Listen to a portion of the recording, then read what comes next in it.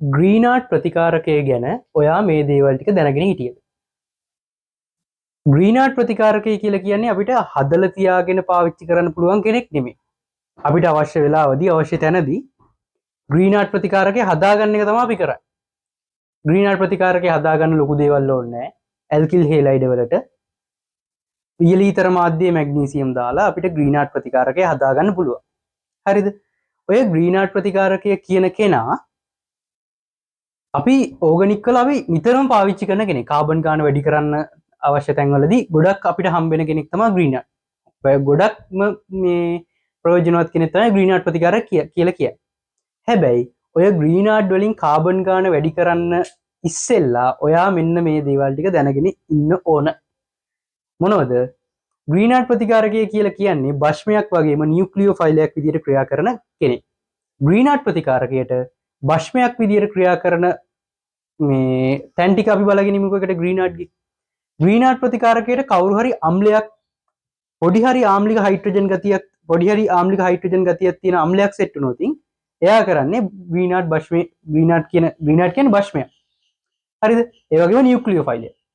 මෙයාගේ පොඩි හරි ආම්ලික ගතියක් තියෙන තැනක් දැක්කොත් මෙයා කරන්නේ මෙයාගේ තියෙන මේ බාෂ්පික ගතිය පාවිච්චි කරලා එයා උදාසීන වෙනවා. මෙයා අම්ල ගත්තොත් අම්ල ඕනම අම්ලයක් එක්ක ප්‍රතික්‍රියා කරනවා. HCl, සල්ෆියුරික්, ඇසිටික් ඕන අම්ලයක්. ඒ වගේම ජලය. ජලය ගත්තොත් ජලයේ තියෙන හයිඩ්‍රජන් එක්ක පවා මෙයා ප්‍රතික්‍රියා කිරීමට හැකියාවක් තියෙනවා. ඊට පස්සේ අග්‍රස්ත ඇල්කයිනත් එක්ක මෙයාට ප්‍රතික්‍රියා කරන්න හැකියාවක් තියෙනවා. අග්‍රස්ත ඇල්කයින වල තියෙන හයිඩ්‍රජන් උත් ආම්ලිකයිනේ. ඒ ආම්ලික ගතියත් ඇති ග්‍රීනාට් කියන භස්මයට ප්‍රතික්‍රියා කරලා උදාසීන වෙනවා.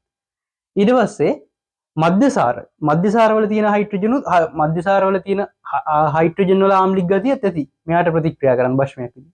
ඒ වගේම ෆීනෝල් වල තියෙන හයිඩ්‍රජන් වලටත් ඒ සිතේම තමයි. හරිද?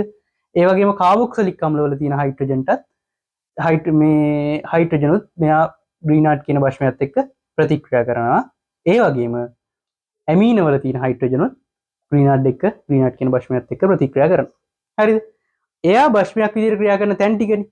බැරි වෙලාවත් ඔයා ඕගනික් වල පරිවර්තනයක් කරද්දී කාබනික සංයෝගවල මෙන්න මේ වගේ කොටස් තියෙන මේ වගේ මේ අග්‍රස්ත ඇල්කයින් ජලය අම්ල හම්බෙන්නේ නැහනේ. අග්‍රස්ත ඇල්කයින, මධ්‍යසාර, ෆීනෝල් මේ වගේ කොටසක් තියෙනවා. කාබොක්සිලික් අම්ල මේ වගේ කොටසක් තියෙනවා. කවදාවත් ඔයාට කාබන් ගාන වැඩි කරගන්න වෙන්නේ නැහැ ග්‍රීනාට් පාවිච්චි කරලා. ඔයාට කාබන් ගාන වැඩි කරගන්න පුළුවන් ග්‍රීනාට් පාවිච්චි කරලා නියුක්ලියෝෆයිලයක් විදිහට ක්‍රියා කරන අවස්ථාන් ටිකේදී තමයි. හරිද? නියුක්ලියෝෆයිලයක් විදිහට ක්‍රියා කරනවා ඇල්ඩිහයිඩ්, ඒ වගේම කීටෝන, අම්ල හේලයිඩ්, එස්ටර් කියන සංයෝග සෙට් එකත් එක්ක. අපි ඉස්සරහට බලමු මේ කට්ටියත් එක්ක කොහොමද ග්‍රීනාට් ප්‍රතික්‍රියා කරන්නේ කියලා. මම දැනට නිකන් කියලා තියන්නම් කොහොමද ප්‍රතික්‍රියා වෙන්නේ කියලා. ඇල්ඩිහයිඩ් ග්‍රීනාට් අණුවක් එක්ක බැඳිලා කාබන් ගාන වැඩි වෙනවා. මේ යොදන මෙතන තියෙන මේ ග්‍රීනාට් අණුවේ තියෙන කාබන් ගාන අණුව තමයි වැඩි වෙන්නේ. ඒ වගේම කීටෝනත් ඒ විදිහටම තමයි එක ග්‍රීනාට් අණුවක් බෙදෙනවා. අම්ල හේලයිඩ් එස්ටර් කියන දෙන්නටම ග්‍රීනාට් අණු දෙකක් සෙට් වෙනවා.